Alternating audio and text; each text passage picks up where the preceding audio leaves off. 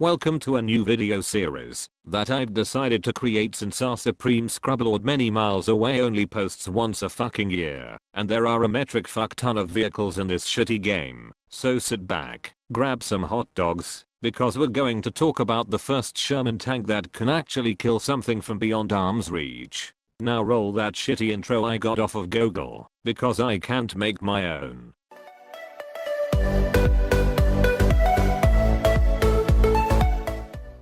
The M4A1 76W is what you get when you want the power of the American 76mm gun without the slow turret rotation of the M10 tank destroyer, nor the uncontrollable up tiers versus King Tigers and IS-2 1944 of the M18 Hellcat.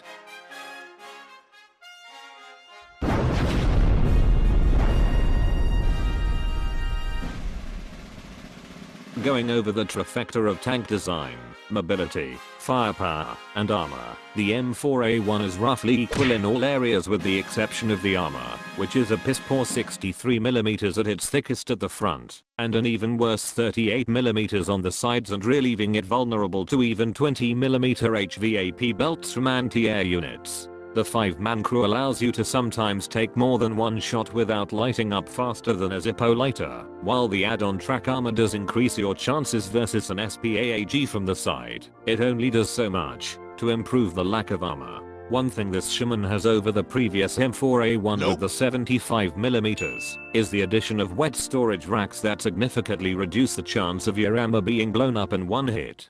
The ammo location was also changed from the side of the hull to below the turret, further increasing the chance of survival should someone be dumb enough to go for your ammo, and not your crew. It should be noted that with the larger shell size and changed ammo rack location, that the M4A1 76W has 19 less rounds of ammunition than the 75mm M4A1. With a maximum 71 shells to the 90 shells on the 75mm respectively. Mobility wise, the M4A1 is going to be slower than Gauge in fixing the top tier compression when stock, and a decent speedy boy when fully spaded with a top speed of about 23 miles per hour, thanks to its impressive 14 horsepower per ton, due to its engine pushing this 32.7 ton tank with 460 horses. Now before you go along thinking this is an M18 with more than paper armor, remember that the reverse speed is a whopping 3 miles per hour, and won't save your ass if you royally fuck up. Now let's get to the meat and potatoes, or really since this is America we are talking about, the 76mm hot dog launcher. For the majority of the time, you will only need the stock M60 to a PHE shell, as the explosive filler one-shots almost anything it penetrates. Now that's a lot of damage! And because it has a capped ballistic cap, it does better than the equally destructive M79 solid shot when firing at sloped armor, especially the sloped armor on Soviet tanks. Also a major advantage of this gun is that it has a stabilizer that is greatly effective when firing from a short stop. The recommended loadout consists of 15 to 20 APHE shells, followed by 5 to 10 armor piercing and smoke shells. Since the ammo is located in the hull, ammo rack locations are relatively unaffected by the number of ammo brought into battle, so if you wanted to be a true Zippo lighter then bring all 71 shells for when you feel like going full Rambo.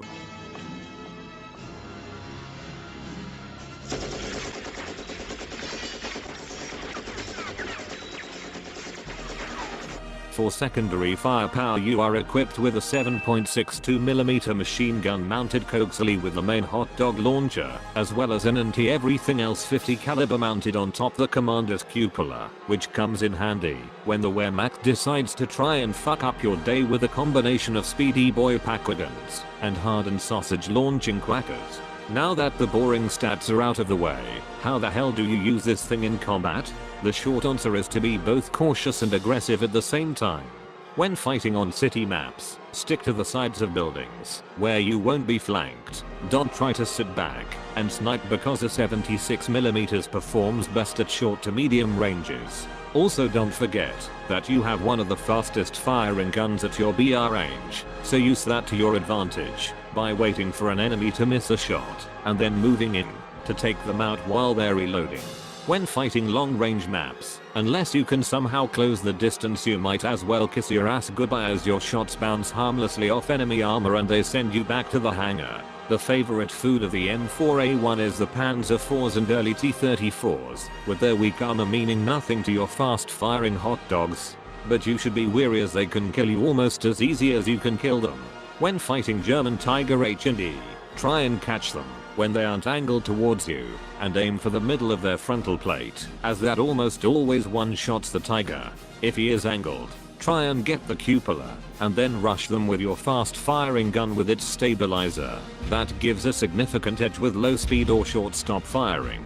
Now to kill a Panther, you absolutely need to hit the corner edge of the turret or the cupola to guarantee the most damage. The frontal plate will simply bounce off your hot dogs and the gun mantlet is too trolly to reliably penetrate even with larger caliber guns. Now we're fighting Stalin's horde of T-34s. Most of the time you should be able to go through the hull and turret no problem, but with the 85mm equipped models, it is safer to aim for that giant turret ring of theirs and make them suffer for it. To kill a KV heavy tank, use the same tactic as when fighting a German Panther tank. It is best to flank and spank any IS-2 you come across as the front armor is trolly and the turret cheeks won't always cooperate. However, if you are unfortunate enough to come across the ultra-rare KV-220, it is best to simply go as far away from that monstrosity as you can, and pray that some other part of your team has a gun big enough to take on that behemoth. Now let's recap. The M4A1 76W is a 4.7 battle rating hot dog launching democracy spreading machine that does best when paired with other vehicles of similar firepower and / better armor to take shots for you. Its upgraded 76mm gun allows you to take on opponents much easier than the 75mm Shermans, while being more mobile than the heavier armored jumbo Sherman. It is best at short to medium range brawls where you use the fast reload and stabilizer to make quick work of low tier enemy vehicles.